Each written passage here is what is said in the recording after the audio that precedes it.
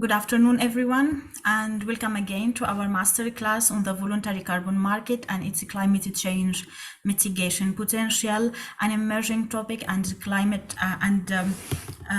crucial frontier in the global fight against the climate change. As you know by now, this course is organized by the Mediterranean Youth Task Force in collaboration with the Youth Skill Hub of the Education Track of the World Food Forum. Our speaker for today is Lucio Brotto. He is the co-founder and the business director at ETIFOR in Italy, and I will be your moderator, Hiba Muhammad. I'm forest science master graduate, and I'm doing PhD in UniBS in Italy, and I serve as well as the coordinator of MYTF. So few words for you who come today for the first time about MYTF. The Mediterranean Youth Task Force is the youth branch of Silva Mediterranean Secretariat under the umbrella of FAO. Established in 2022, MYTF envisions a Mediterranean forest sector in which young people can participate through the opportunities provided and the promotion of and the support of their own initiatives. We are eager to facilitate youth engagement through knowledge sharing and capacity building, fostering inclusive dialogue and innovative actions. Our volunteers come from 33 countries, and they are 33 years old who are either from or living in the Mediterranean region, and they have active role in the forest sector in the Mediterranean region, whether students, young researchers, or young professionals. So if you want to join the Mediterranean Youth Task Force or join forces with the Mediterranean Youth Task Force, we invite you to follow us on our social media platforms and write to us directly through our email, and you can get to know all the information about the MYTF through this link down below, and you can scan this QR code to the left if you want to reach any platform of MYTF. So to answer any upcoming questions, let's say in the chat, for the recordings and for the presentations provided by the speakers, and get to know the agenda about this course, the date of each sessions, and the speakers, their bios and expertise, and get to know more about the agenda and the rule to get the certificate at the end of this course. You can easily scan this QR code, and you will reach directly to the webpage of the Voluntary Carbon Market course directly. So today's session is the third session of this course, and it will be about carbon credits and its equality and integrity. This session will be led by our speaker, Lucio Brotto. He is the co-founder and the director of the private business unit at the ETIFOR, the spin-off of the University of Padova, and he holds a PhD in sustainable forest investments at the Dresden University of Technology and an MSc on Sustainable Tropical Forestry from the Bangor University in the UK, and he's specialized in economics of nature ecosystem services and corporate responsibilities in both temperate and tropical areas. So without further ado, Lucio, that you will be able to share your screen and lead the presentation and control it from your side. And let me remind you that you have 20 minutes of presentation. The floor is yours. Thank you very much. Good morning, good afternoon, or good evening, depending in which part of the world you are. So I'm going to share the presentation right now. Here we go. Hope you can see the screen. Correct? Perfect. So let's start this 20 minutes, intense 20 minutes. What will you learn? A little bit how to frame the climate change inside the mitigation hierarchy, which is the first important integrity pillar when we develop compensation projects. What is a compensation? What are the ingredients to have a good compensation project? And then we look a little bit at market instruments, example, good and bad. So first of all, the basic of integrity in any compensation project, whether you're speaking about carbon, water, biodiversity, is to have in place a mitigation hierarchy. What does it mean? The first, the organization or the individual, even yourself as an individual, if you want to reduce your impacts, first of all, you need to measure, then you need to avoid and reduce, and finally, what is unavoidable, unreductible, you can compensate, neutralize. So this is the basic. And you, as a project developer, potential future or current project developer or compensation project, you don't want your project to be sold to an organization that has not calculated or reduced its own impact, because that will bring to you potential greenwashing risk. So that is the basic. And if we look at carbon and carbon credits, climate, the reference mitigation hierarchy framework is called net zero and is purposed by the Science-Based Target Initiative. What do this net zero approach say? It simply say that first, emissions have to be calculated. So you can see the blue bar here on top. Then the company has to project and structure a reduction plan, an avoidance reduction plan. They need to set a target for the reduction with money allocated, resources, technology, and so on. Finally, the residual emission, and we go to the lower part of the chart, they can be compensated. In the case of SBTI, compensation is when you invest in avoidance project. So project, for instance, like a RED Plus project, or removals, the purple color. And you will become net zero only when two conditions are met. First, you have reduced all your emission. Second, you have neutralized the remaining emission, you see the last year, with removals. Removals mean capturing additional tons of CO2 from the air, putting down to the ground, to stem of wood biomass, which means in this case, reforestation, improved forest management. Okay, so first, mitigation hierarchy. Always remember to be sure that your clients, the clients of your carbon credits or whatsoever instruments of the market you're going to use, they attain to this. You cannot just say it's not my responsibility, because then when greenwashing is coming, it will hit you very badly. Then let's clarify another aspects, because the terminology carbon credits, which refer to compensation, it is sometimes in charge of too many uses. So we have to be very clear when nature-based solution forests are entering this chart. And in particular, we can distinguish two important situations. The first one is the role of nature-based solution and forest in reducing emission, the upper part of the chart.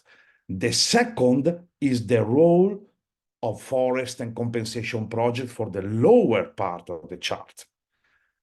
Let's clarify this. If we are speaking about how forest projects can reduce the emission of a company, we have two situations, number one and number two. The typical situation is I am an organization, I generate impacts, so I have a production plant which generates emission, but I'm also the owner of a forest. That forest most likely will generate removals. In this case, there is a clear property, and the way in which the forest is calculated inside the compensation strategy, the climate strategy, it's because it's a natural asset, it's an asset owned by the company.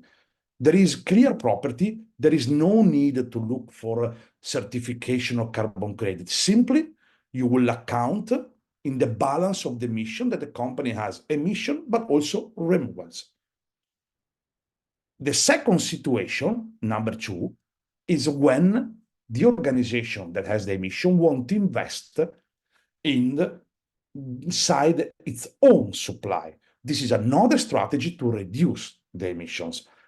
An example, I am a company bottling wine, and the tap I'm using is iron, is steel. I can change that with a natural tap made by cork, for instance, which is a material that itself is capturing CO2 because the cork forest might be well managed. In that case, also in this case, I might be the company investing in the supplier improvements. And how can I show and calculate those improvements? Again, with a carbon footprint or life cycle assessment. But there is no need for the organization giving the money to the supplier to go for carbon credits or other instruments. Then we go to the lower part, which is the core topic of this lecture. But we have to be clear about nature asset and supply first. This second part is what we properly call compensation. And in the market is currently carried on in two ways. We can observe short value chain projects or long value chain projects. Short value chain projects, normally speaking, they got to a market product that are called verified impacts, while long value chain project, compensation project, they use carbon credits. What is the difference? The difference is that if I am the organization emitting CO2 and I know very well the forest manager, and the forest manager is able to use certification standards like FSC, Verified Impacts Procedure, there is no need for me to invest in the transactional cost of generating a carbon credits. Why? Because carbon credits, like number 4, they are especially useful when they need to host investors. For example, I am an investor. I want to put 1 million euro in a carbon project because tomorrow I want to resell, or maybe next year, in 5 years, I want to resell the carbon credits. I want to resell to many organizations many times I want. In that situation, it is very important to have carbon credits because there is no closeness between the organization willing to compensate the final end user and the forest manager, but there are maybe many organizations between, and you need to ensure the property of it. And so giving this explanation, so every time we're speaking about forest removing, we are not speaking about carbon credits. There are several market situations to be considered. Given the fact we know we are speaking about number 3 and 4 now, let's go on and look at what compensation is. Compensation, you can find it defined as offsetting, neutralization, beyond value chain mitigation, or simply give back. In a more simple words, is a counterbalance of an organization impacts that occur by paying another, so an organization that is outside the organization, to reduce, avoid, or remove impacts. The concept of compensation, neutralization, offsetting can be applied to every single impact. When you speak about CO2 emission, the unit to measure are the tons of CO2 emission removed. When you speak about water impacts, it's about cubic meter of water infiltrated, for instance. Or when you speak about biodiversity, is habitat. And be very careful that we often heard about tons of CO2, but the fastest growing market are water and biodiversity right now.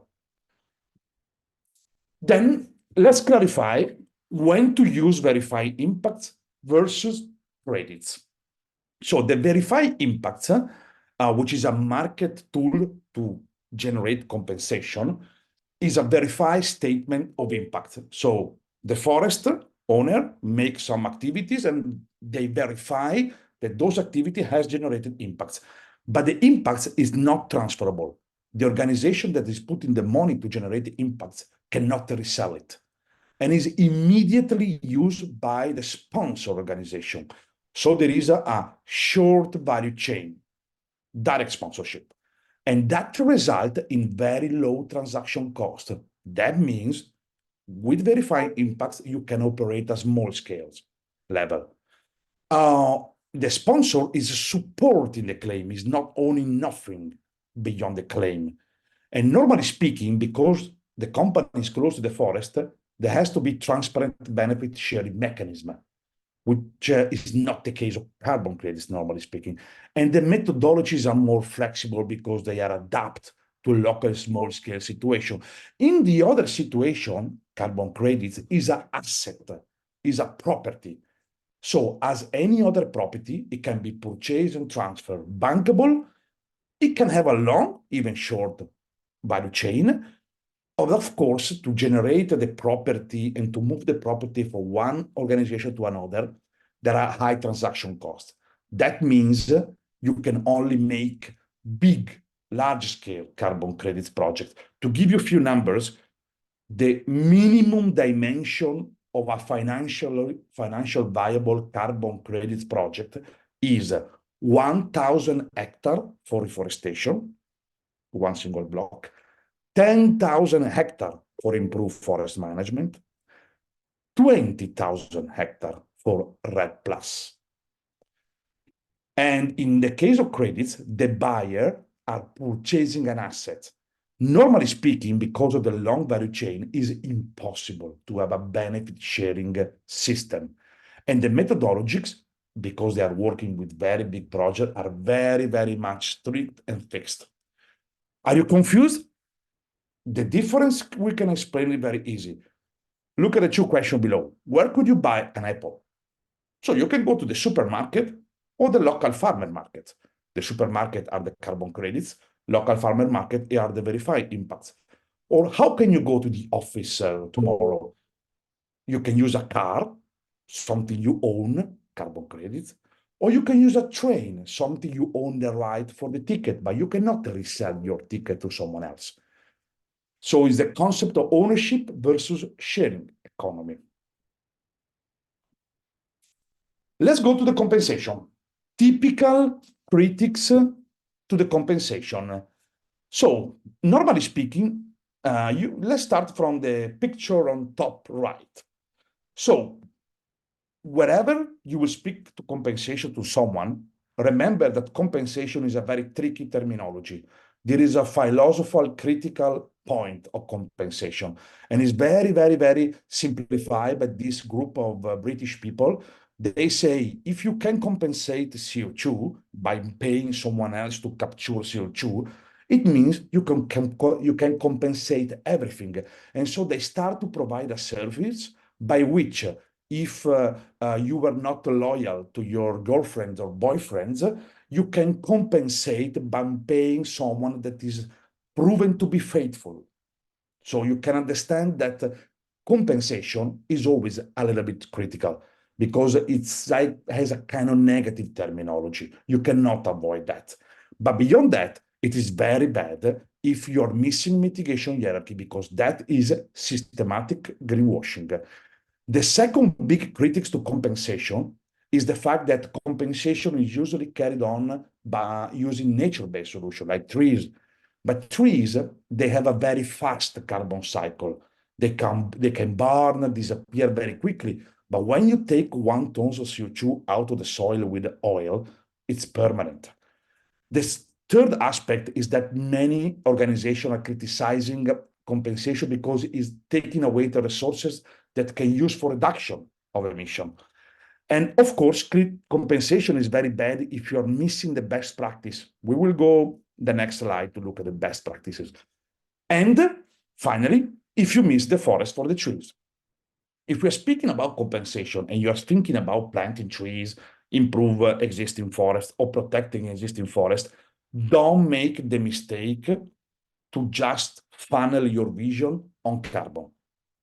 Forests have a multifunctional service. If you look at forest only to produce timber, you make mistakes. If you look at forest only to produce clean water, you make mistakes. If you look at forest only for biodiversity, you will likely make mistakes.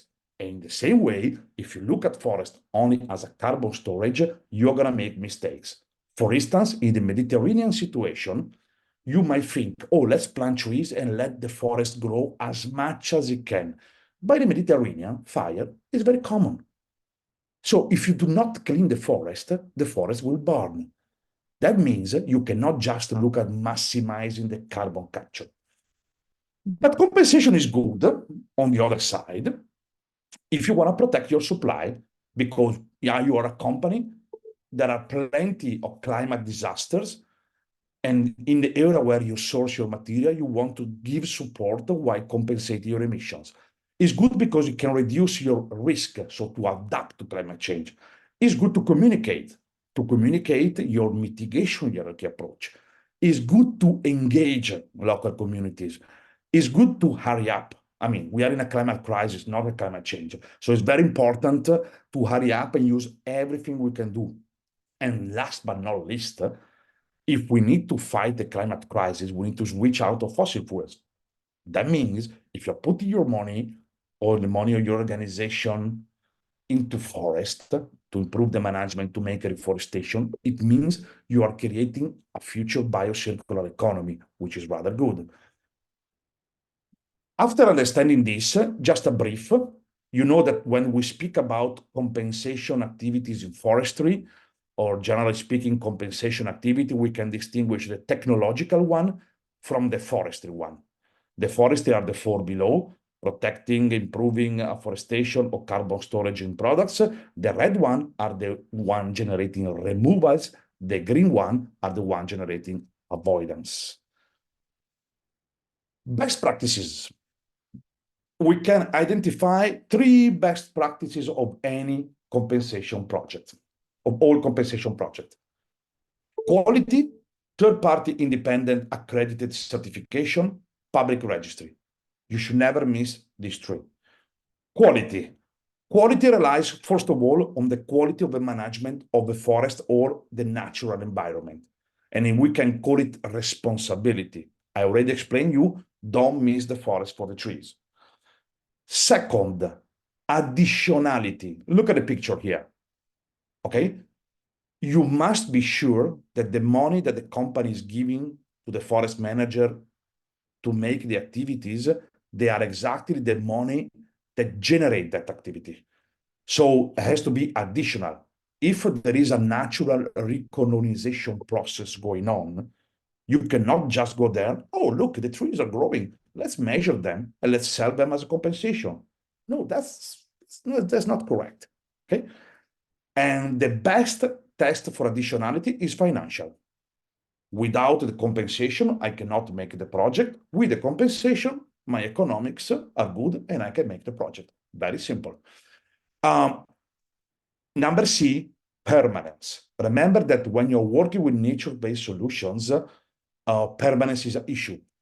The tree you plant is going to grow, but as it's going to grow, it can die. Pest, fire, disease, landslide, wind throw, whatever you want, okay? So normally speaking, you need to understand which are the risks, address them, mitigate them, and even if you mitigate all of them, 10-20% of the total amount of carbon capture per hectare, you need to set aside as a permanence buffer. Just in case one piece of your forest is setting fire, encroaching, whatever, you still don't have to pay back the money to the sponsor or to the investors of carbon credits. Number D, international methodology. As we will see in the session number 5, there are many markets. There are like 20, 30 markets of carbon credits across the globe. There's not just one market. But what is for sure is that we need to have shared international scientific methodologies. IPCC is going to provide you the best methodological references. Start from that, and then, of course, you can use single methodologies developed or adapted by third-party independent verified standards. Then we have leakage. Leakage is not so common. Let's say leakage is more common where there is intensive grazing, pasture lands, and so on. What does it mean, leakage? Leakage means that you need to prevent the fact that with your intervention, you are just moving the province somewhere else. Example, there is a national park that is under a process of deforestation. If I'm simply fencing the park and protecting the park, those people generating the deforestation inside the park, most likely they will move to another forest. That's called leakage. How to prevent that? You need to understand where the problem is, who the problem are, and engage those people in the project. Number F, conservativeness. We are dealing with nature-based solution most of the time when we speak about compensation projects. So it's not a perfect science. We have nature between us and science. So it's always better to be conservative. Typical conservation strategy, if you need to calculate the amount of carbon dioxide captured by reforestation, don't calculate the 5 pools. The 5 pools are soil, litter, dead wood, above ground biomass, below ground biomass. Just take the 2 which are easy to measure. Below ground biomass, above ground biomass. In any case, with reforestation, most likely you will generate positive impacts also on the others. So you are conservative.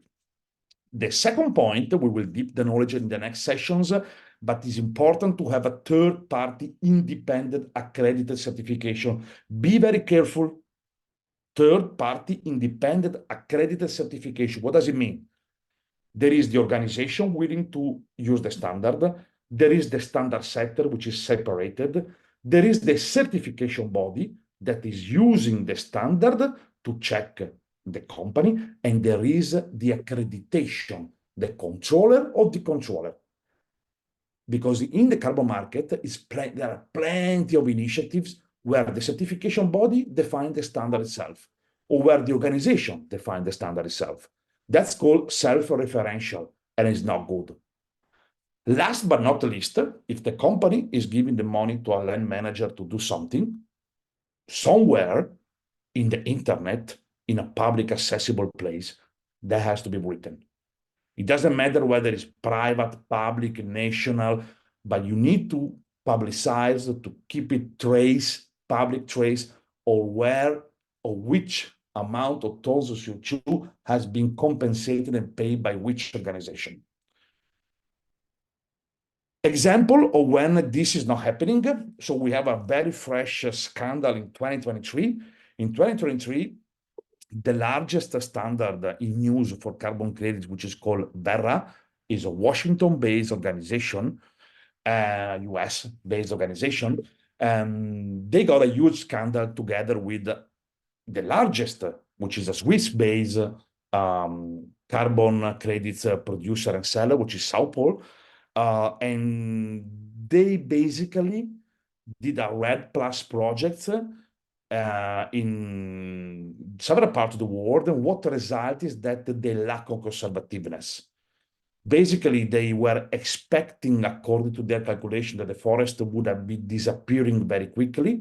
So it was a REDD+ deforestation project, so a project to reduce emission from deforestation degradation. And so they sold the credits, but in reality, the forest was not disappearing so quickly, or their activities were not so efficient.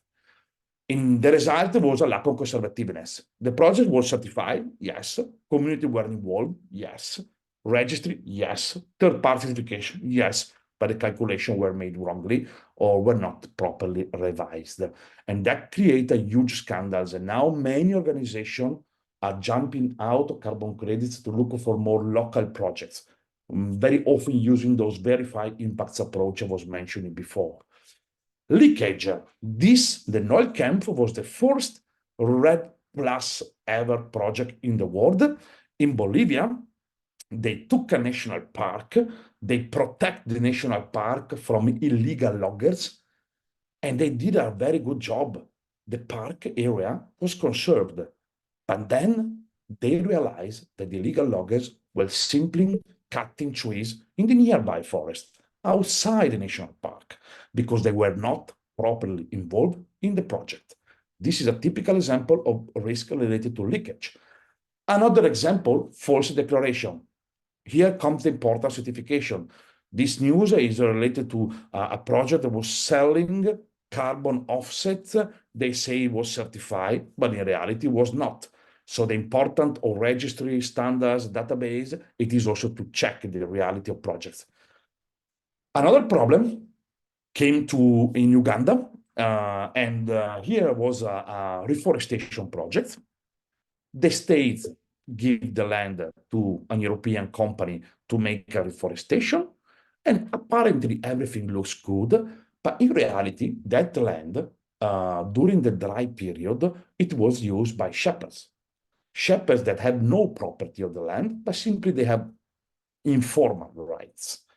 And the result that was these people, when they come the summer after the planting was started, they were pushed away.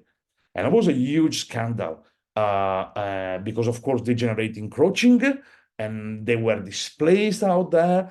So again, we need to look beyond the simple need of the carbon and look on also the social and other environmental issues. So let's make it simple. What to do and what not to do. Yes, you can do it. Removals, so you can always increase the amount of CO2 per hectare thanks to reforestation that is removals. That's always good in every situation. Reforestation, yes, if it's in absence of natural regeneration. So if there is already natural regeneration occurring, you cannot sell it as a reforestation project.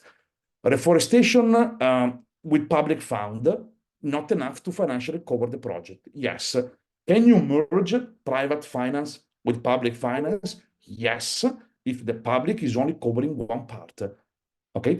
Another typical example of in the Mediterranean, from copies to high stands. That is always good type of projects because you are increasing biodiversity and you are clearly creating a long-term removal, or from abandoned ice stands to manage ice stands. So you have an abandoned high forest, and which is maybe, especially in the case of Mediterranean areas, at risk of fire, and you are cleaning, managing that forest in order to produce products to be storing carbon.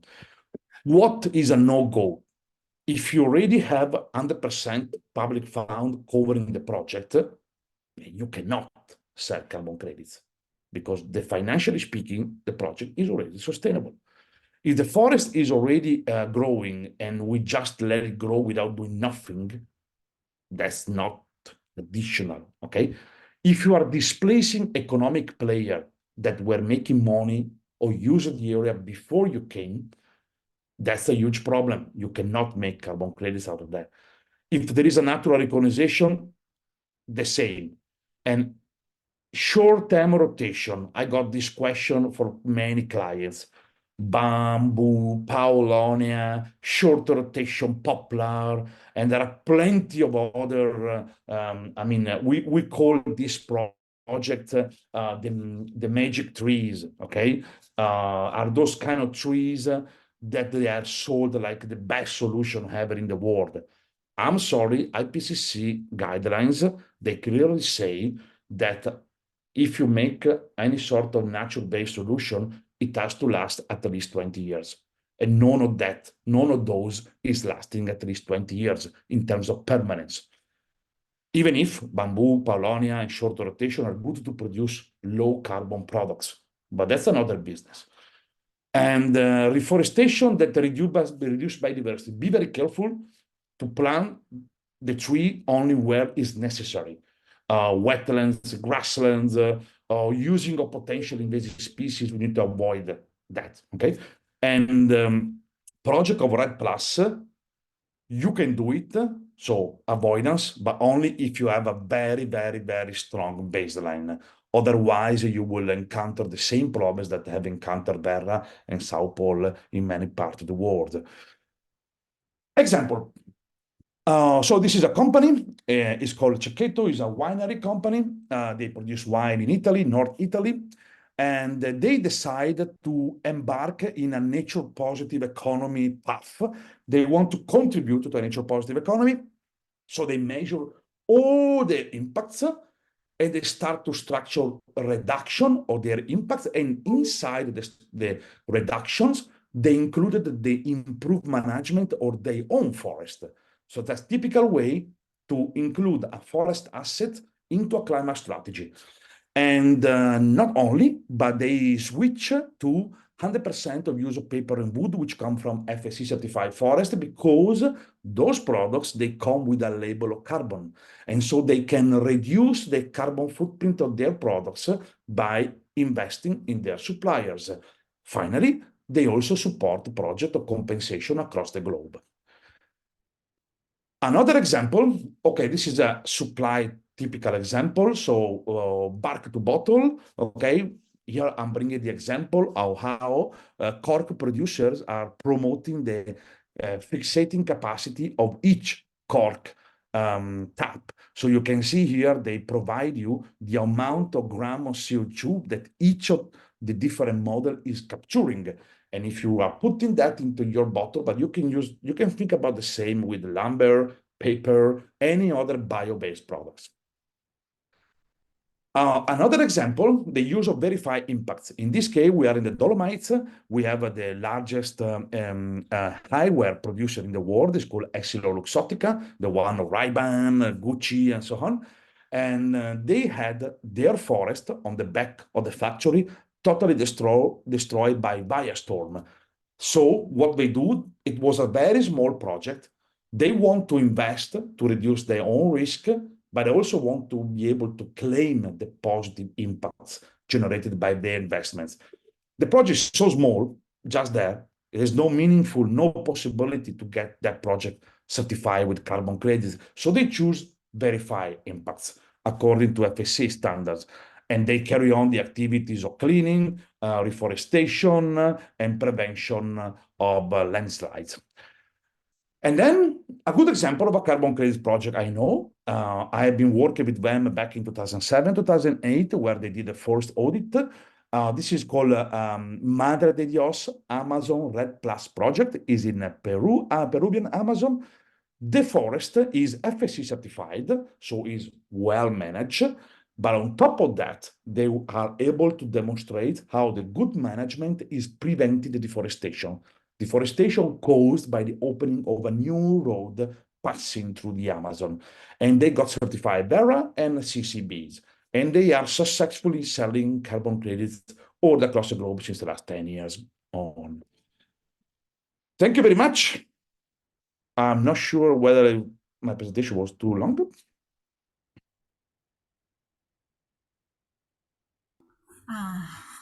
Sorry. Thank you very much for this comprehensive presentation. That triggered many questions in the Q&A. So if you want to start now the Mentimeter, you can as well take control of that. You can start the activity. Okay, so we go with the Mentimeter? Yeah. All right. So I'm going to share the screen again.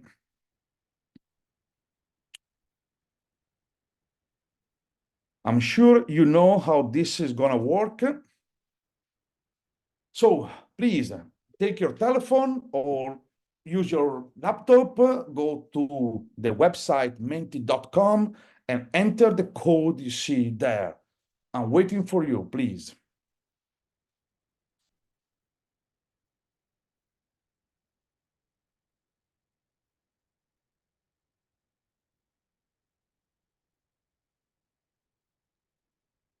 I'm gonna give you more, 10 more seconds for you to join.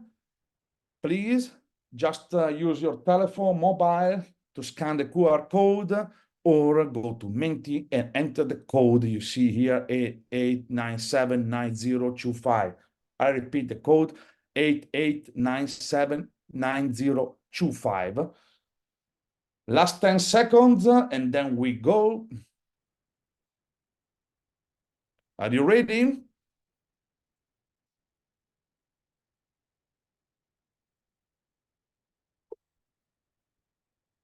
Okay, please tell me where you come from. Indonesia, Brazil, Kenya, Turkey, Italy, Nigeria, I got people, Peruvian, Ugandan, Hong Kong, Vietnam, India. Great, great, great. Come on. All right, all right, all right.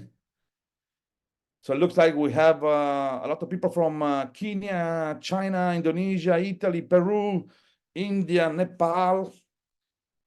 All right. Okay. Going on, 132 responses. We have lost almost half of the people. Hopefully, they will join in the meantime.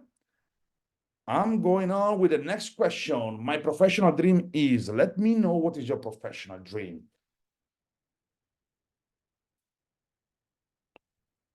Teacher, sustainability consultant, project manager, data scientist, climate researcher, arboriculturist, economist, forest expert, balance, UN officer, environmentalist, and go on, so on, farmer.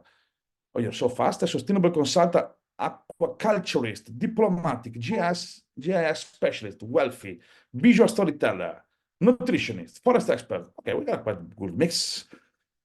So we go with the quiz. Okay, that was just for eating up. Now it's a matter of quiz. Okay, so we are gonna start the quiz. So get ready. Okay. Question 137 players. Come on, come on, come on, come on. I'm gonna wait 10 seconds before starting.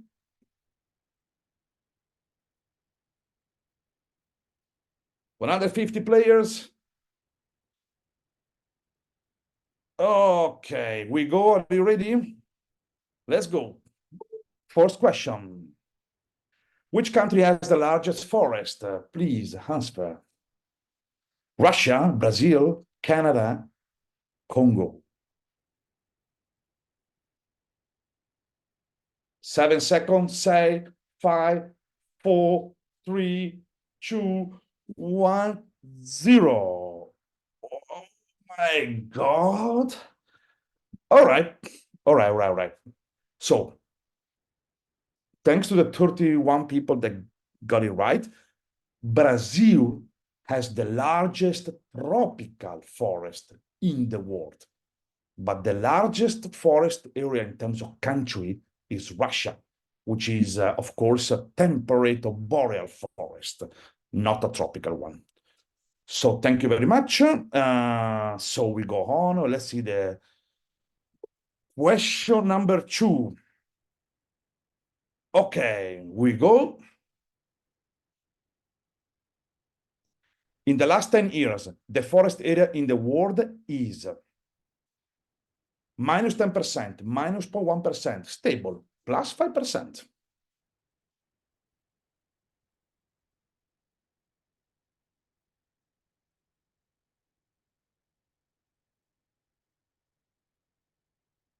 Ooh, okay, okay.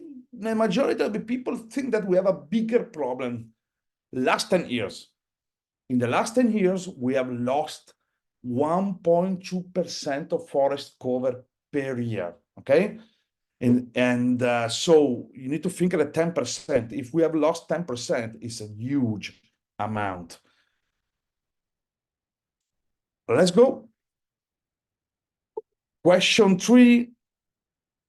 Okay. The main cause of forest loss in the world is, what is causing forest loss?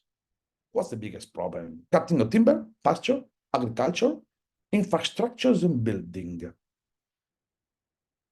Why are we losing forest and generating emissions? All right, now I see you. I see you there. Thank you. The majority of the people got it right. Agriculture is the largest driver or loss of forest. And many of the forest commodities that now are addressed by the EU deforestation regulation. Okay. Oh, no. Oh, we got the leaderboard, right?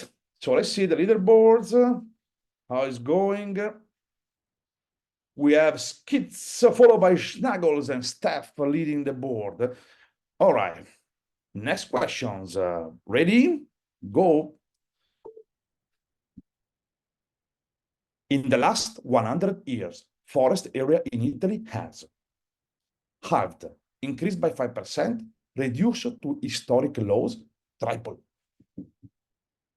In Italy.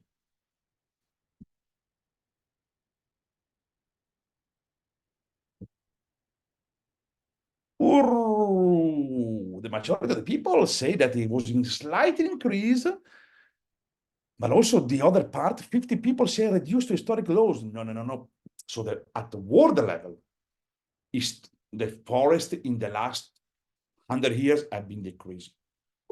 But this path is very different depending on the country. And this is very important when it comes to additionality of carbon projects, because there are countries where the forest is naturally enlarging, both in terms of area and biomass. Italy is one case. In Italy, it has tripled because it reached one of the lowest during the wars, the world wars, and then it has been reforested artificially or natural recolonization because people escape from the mountains to go to lowland areas like Venice, Rome, Milan, Naples, and so on. And this is a common situation in many other European countries and also as well as in China, where the forest is in the past have decreased and now it's increasing thanks mostly to plantation forestry. Okay, so now we go on with our question number 5 of 8. What does this logo tell you? Identify the best managed forest in the world. A tree will be planted for each product purchased. It is a nature-based material or it is a natural forest.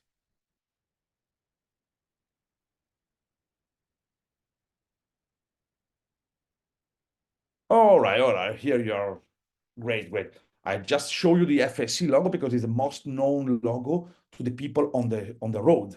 So if you want to speak to the people, to your grandma, to your uncle, to your mother, and you want to try to explain what is a certification, they know, first of all, that logo. So it's very useful to us when we want to explain to the people the importance of forestry as well. And yes, it identified the best managed forest in the world. And question number 6 of 8. The amount of forest destroyed by storm Baia in 5 minutes in North Italy is equal to 60,000 football fields, 1,500 football fields, 13,000 football fields, 88 football fields.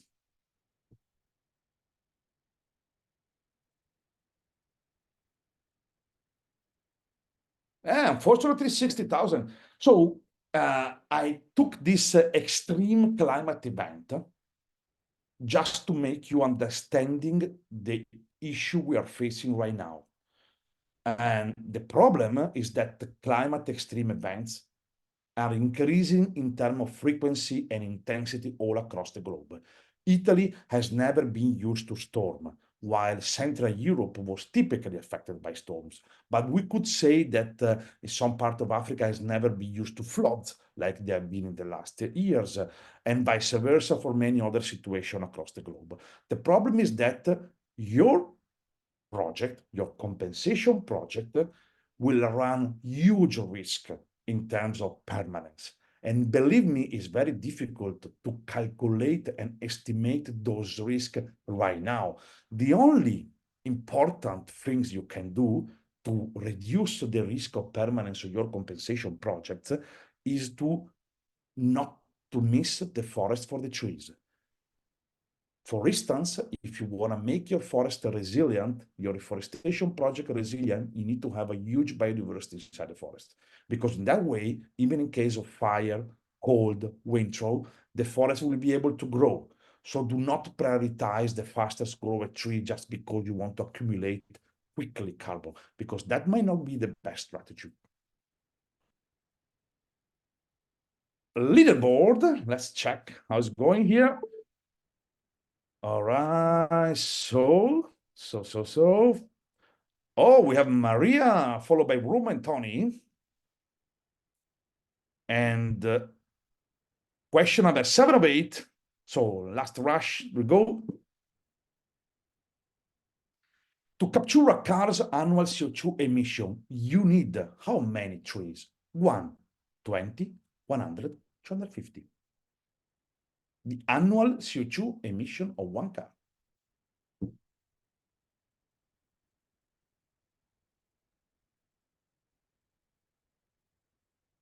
Oh, good, good.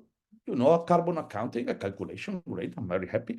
Yes, exactly. Oh, because you can imagine that the annual emission of a car is roughly 2 tons of CO2, roughly. Okay. And annual emission of one car. Okay. Great. So now we go to the last questions. Get ready. As of today, how much has global average temperature increased above pre-industrial level?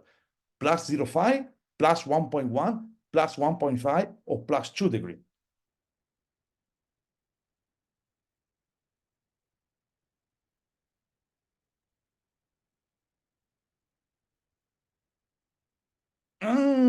All right, all right, all right. So right now it's plus 1.1, but we are running the risk of passing plus 1.5, which is a very critical level. And so just to tell you, we still have time, not too much, but if we act collectively, we can change this world in a better way. Thank you very much.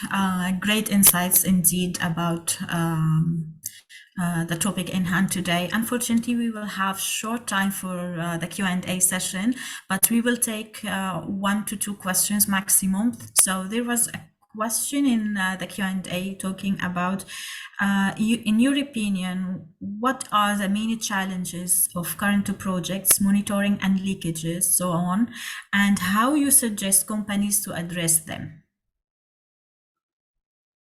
Okay. But the monitoring of the project removals, compensation project removals, those are required by the standards in terms of monitoring. When in terms of leakage, the best things is to listen. When you go to develop a project, don't go with your own idea. Here I'm gonna make this. You need to go, listen to the people, their needs, understand who's using the area, even if just for 1 day of the year, because we are speaking about the physical occupation of a project. And so in that way, you can prevent those risks that will eventually cause to lack of permanence and leakage. So stakeholder consultation, if you want a specific terminology, and engagement. Okay, thank you. Another questions asking what's wrong with focusing on fast growing trees in areas that the forests are totally cleared up? No, there is nothing wrong, nothing wrong. It depends the purpose you want to make. Here we are speaking about compensation project. A compensation project need to ensure a long-term carbon capture in the hectare where you plant the trees, which is not normally the case with fast-growing trees.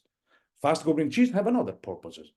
I've been working a lot with Acacia menjum in Vietnam and then Hevea brasiliensis in Cambodia, Eucalyptus in Africa and South America, or Pinus radiata. They are all fast-growing plantations. They are perfectly good, but your scope there is mostly to produce fiber. Fiber, which means timber, firewood, whatever you want. Okay, so they're absolutely good for that. But if you go for CO2 compensation, when you have like an eucalyptus with a cycle of 10, 12 trees, you cannot count that very easily. The last question is, do carbon credits generated by partly publicly funded projects generate credits only for the part of the project not subject to funding? This is a good question, thank you. It depends on the public. As I was mentioning, there is no one single world market. There are national. Kyoto is failed.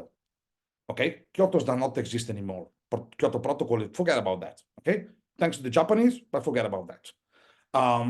Paris Agreement is just a gentleman agreement or gentlewoman agreement. Okay, but it's not binding. So now the current situation is that every region of the world is going in its own direction. In Europe, we need to look at what the European Commission say. In US, it depends on California rather than. Okay, in Brazil, China, every single area of the world has its own regulation on this. So it depends.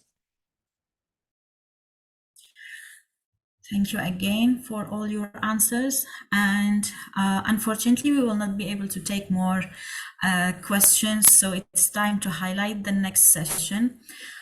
So the next session will be also with Lucio. It will be about carbon registries, standards, and methodologies, and how credits are generated. It will cover several topics, among them knowledge of carbon registries and the standards, and the process of carbon credits generation. And again, you can scan this QR code to reach to the webpage of this course to get insights on the sessions, the speakers, the timing, and recordings, and the slides provided by the speakers. So again, Lucio will be with us on February the 13th at the same time, 14:30 CET, to cover this topic. And regarding the attendance list, the sheet will remain open even after the session will close, so you can still fill all the needed information to get the certificate. And we will see you in the next session. And if you'd like to join the MYTF or get to know what MYTF do, you can follow us on social media. Thank you again, Lucio, for your informative and insightful session. And we would like to see you again. We would be delighted to see you again in the next session. Have a great day.